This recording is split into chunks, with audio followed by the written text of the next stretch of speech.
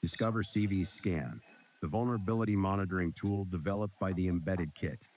CV Scan offers a clean and intuitive front end to help you stay ahead of cyber threats. Just drag and drop a report generated by CV Scan here. Instantly, the tool processes the report and presents you with a comprehensive dashboard which provides a high-level overview of your vulnerabilities, including the total number of CVEs and their criticality levels. This overview helps you prioritize your security efforts effectively.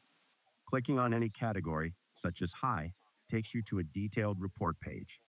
Here, you can see all the vulnerabilities listed with their statuses. You can filter, sort by score, and drill down into each CV to get more information. For instance, selecting a particular vulnerability will show you data extracted from the NIST database for further manual analysis. One of the powerful features of CVE Scan is the ability to add manual annotations to manage the life cycle of your product. You can add notes, change the status, and track the history of each CV. For example, if a CV is under analysis, you can mark it as such and add a comment. Once it's patched or deemed a false positive, update its status accordingly. This historical log helps maintain a clear record of all actions taken. After making your annotations, you can export them.